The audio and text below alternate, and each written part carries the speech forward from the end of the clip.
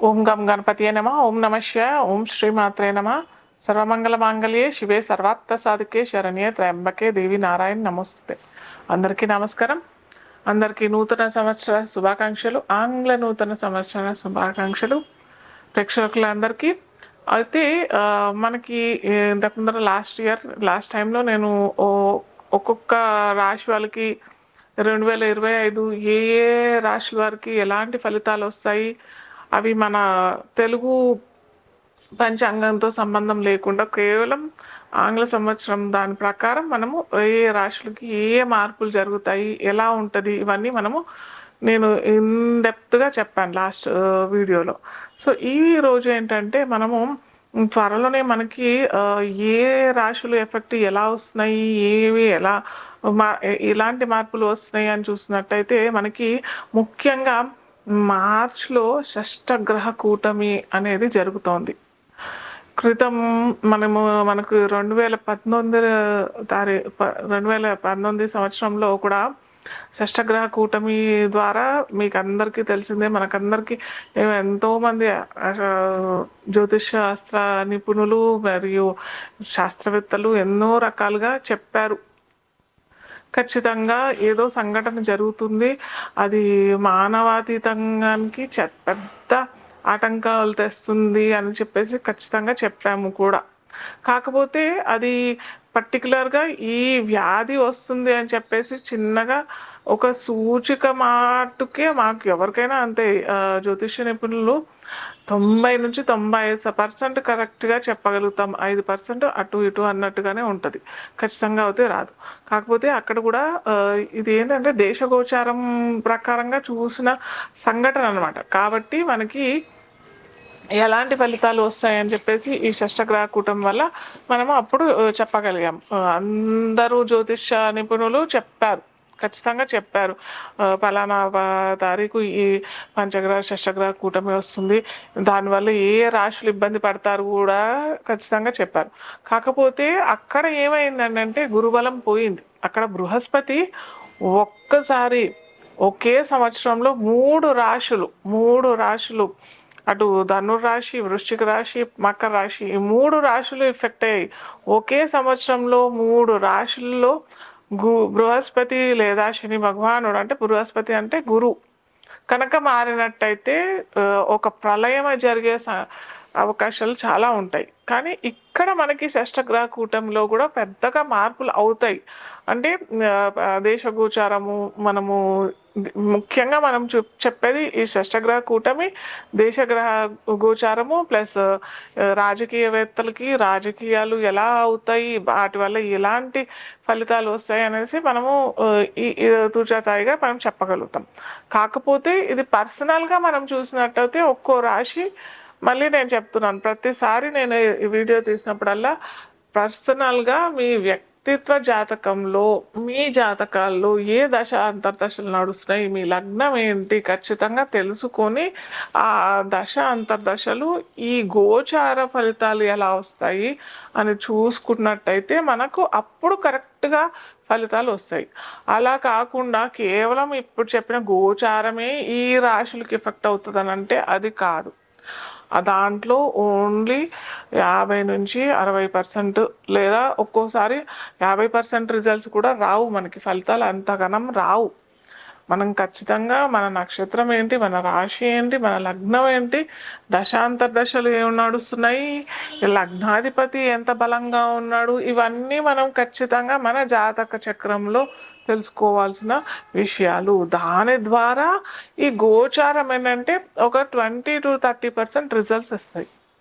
అంతేగాని ఈ గోచారంలో ఇవన్నీ మార్పులు జరిగిపోతున్నాయి, మాకేమో జరిగిపోతుంది, అందరికీ ఏమోనో అయిపోతుంది, అద్భుతాలు అయిపోతాయి, లేదా ఏమీ అవ్వవు, లేదా ఈ పలానా రాశి వాళ్ళు ఇలా అయిపోతారు అన్నట్టు అలా ఏమీ జరగదు. కాకపోతే మనకి తూచాతాయిగా మనకి ఏ రాశిలో ఈ గ్రహాలు కలయిక నడుస్తుంది. యాక్చువల్గా గ్రహ కూటమి అంటేనే షష్టగ్రహం అంటే 6 గ్రహాలు కూటమి అంటే కలుసుకొని ఆ రాశిలో అది కూడా 2 రోజులే జరుగుతుంది సంఘటన. ఎందుకంటే ప్రతి 2.5 రోజులకి చంద్రుడు మారిపోతాడు. చంద్రుడు ఒక రాశి నుంచి ఇంకో రాశికి మారిపోతాడు. కాబట్టి మనకి ఇక్కడ చంద్రుడిని కలుపుకుంటే రవి ఇక్కడ ఉంటాడు, శని భగవానుడు వచ్చేస్తాడు 30వ తారీఖుకి, మార్చ్ 2025 మనకి 30వ తారీఖు ఈ సంఘటన జరుగుతోంది. అయితే అది కూడా 2 రోజులే జరుగుతుంది. అప్పుడు రవి శని భగవానుడు వచ్చేస్తాడు, బుధుడు వచ్చేస్తాడు, శుక్రుడు ఉంటాడు అక్కడే, రాహు కూడా అక్కడే ఉంటాడు. ఈ గ్రహాలు బుధుడు కూడా అక్కడే ఉంటాడు కాబట్టి ఈ గ్రహాలన్నీ ఉంటాయి కాబట్టి మనము ఆ 2 రోజులు మనము షష్టగ్రహ కూటంగా మనం తీసుకుంటాము. ఆ రాశి అంటే మీన రాశిలో పడుతుంది కాబట్టి మీన రాశి వాళ్ళకి ఎలా ఉంటుంది, అలాగే మిగతా రాశులందరికీ కూడా ఎలా ఉంటాయి మనం చూస్తాము ఇప్పుడు తుచతాయిగా. అయితే ఇంకొకటి ఏంటంటే ఇక్కడ తెలుసుకోవాల్సింది చాలా ముఖ్యమైన విషయం ఏంటంటే ఈ ఒక ఆర్క్ లాగా వచ్చేస్తుంది అనమాట. అంటే మనకి 2 రోజులు షష్టగ్రహ కూటమి ఉంటుంది, తర్వాత 2.5 రోజుల తర్వాత చంద్రుడు వచ్చేస్తాడు, తర్వాత 10-15 రోజులకి రవి మారిపోతాడు, మళ్ళీ బుధుడు వెళ్ళిపోతాడు, రాహు మనకి కుంభరాశిలోకి వచ్చేస్తాడు. ఇలా అన్ని ఒక్కొక్క గ్రహాలు వెళ్ళిపోతుంటాయి, శుక్రుడు వెళ్ళిపోతాడు, బుధుడు వెళ్ళిపోతాడు, ఇవన్నీ వెళ్ళిపోతుంటాయి కాబట్టి ఆ పంచగ్రహ కూటమి అనేది కూడా మెల్లిమెల్లిగా వీడిపోతుంది. కాకపోతే ఇక్కడ ఈ పంచగ్రహ కూటమి అనేది కూడా 10-15 రోజుల్లో మనకి 7 రాశులకి అంటే 7 లగ్నాలకి మటుకు కాలసర్ప దోషం వస్తుంది. అయితే చాలా మటుకు అందరూ చెప్పేది ఏంటంటే కాలసర్ప దోషం అనేది కాలసర్ప యోగమా అని చెప్పబడుతుంది, మన పూర్వీకులు చెప్పిన విధానం అయితే ఈ కాలసర్ప యోగము దేశ గోచారంకే వర్తిస్తుంది, కానీ పర్సనల్గా వ్యక్తిత్వ జాతకానికి ఎటువంటి ఇబ్బంది ఉండదు అనేసి చెప్తారు. కానీ కొన్ని లగ్నాలకి మటుకు ఒక్కొక్క 12 రకాల ఇవి కాలసర్ప దోషాలు ఉంటాయి. సో ఒక్కొక్క కాలసర్ప దోషం ఒక్కో విధమైన ఫలితాలు కూడా ఇస్తుంది. ఇన్డెప్త్గా ఎప్పుడన్నా వీలుంటే నేను చెప్తాను ఒక్కొక్క కాలసర్ప దోషం ఏ విధమైన ఫలితాలు ఇస్తుంది అని చెప్పేసి మరిన్ని వీడియోస్లోను. అయితే అలా ఈ 7 లగ్నాలకి మటుకు ఖచ్చితంగా ఈ కాలసర్ప దోషం అయితే వర్తిస్తుంది. మీరు ఎవరన్నా పిల్లలు పుట్టేవాళ్ళు వాళ్ళు ఏమన్నా ఉంటే ఏమంటారు, చాలామంది నన్ను అయితే అడుగుతుంటారు టైమింగ్స్ ఇవ్వమని చెప్పేసి. దయచేసి ఈ కాల సర్పదోషంలో కాకుండా వేరే లగ్నాల్లో చూసుకోండి మీ పిల్లలు పుట్టుక. ఇది ఒక్కటి మన చేతిలో కొద్దిగా ఉంటుంది. జనన సమయము మరణ సమయము ఈ 2 మన చేతుల్లో ఉండవు చెప్పాలంటే. కాకపోతే మన మానవ ప్రయత్నం ఏదన్నా చేయాలి అని అంటే మటుకు ఇది మన చేతిలో ఉంటుంది, కాస్త చూసి చేసుకోండి. అయితే ఇప్పుడు మనము ఒక్కో రాశి అంటే యాక్చువల్గా నేను ఫస్ట్ నుంచి ఫ్రమ్ ది బిగినింగ్ ఒకటే మాట మీద ఉన్నాను, లగ్నం ఖచ్చితంగా మీరు ఎవరెవరైతే జాతక చక్రాలు మీకు సమయము జనన సమయము జనన తారీఖు అలాగే పుట్టిన స్థలం ఏది ఈ 3 తెలిసినట్టయితే ఖచ్చితంగా లగ్నం కట్టడం ఈజీగా అయిపోతుంది, ఎవరికైనా అయిపోతుంది. మీకు సాఫ్ట్వేర్ కూడా వచ్చేస్తుంది, మీ లగ్నాలు ఈజీగా తెలుసుకోవచ్చు. సో ఫస్ట్ మనం చెప్పేది ఏంటంటే లగ్నం, మేష లగ్నం తెలియకపోతేనే రాశి అంటే కొన్ని ఒక 30-40 సంవత్సరాల క్రితం పుట్టిన వాళ్ళది ఒక్కోసారి టైం ఉండదు కదా, వాళ్ళ టైం నోట్ చేసుకోరు. సో అలాంటి వాళ్ళకి ఓకే రాశి తీసుకున్నట్టయితే మటుకు వీరికి ఏంటంటే వ్యయస్థానంలో 6 గ్రహాలు ఉంటాయి. సో వ్యయస్థానంలో 6 గ్రహాలు, అలాగే వీరికి ఏంటంటే గోచారంతో సంబంధం లేదు. అంటే ఆల్రెడీ మనం పుట్టిన వాళ్ళకి మేషరాశి తీసుకున్న వాళ్ళకి ఏంటంటే ఆల్రెడీ పుట్టేశారు కాబట్టి వీరికి ఈ కాలసర్ప యోగం అనేది కాలసర్ప దోషం అనేది ఎఫెక్ట్ అవ్వదు. యాక్చువల్గా ఈ లగ్నంలో ఎవరన్నా శిశువు జన్మిస్తే వాళ్ళకి ఈ కాలసర్ప దోషము ఎఫెక్ట్ అవుతుంది.